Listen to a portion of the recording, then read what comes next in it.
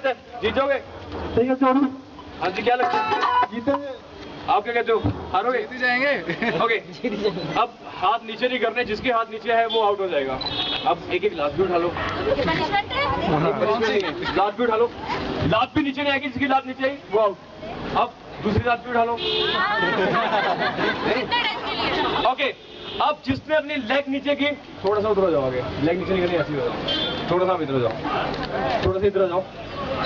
Leg नीचे आई, हाथ नीचे आए तो आउट। यस, ढोल बजेगा, ढोल के साथ आप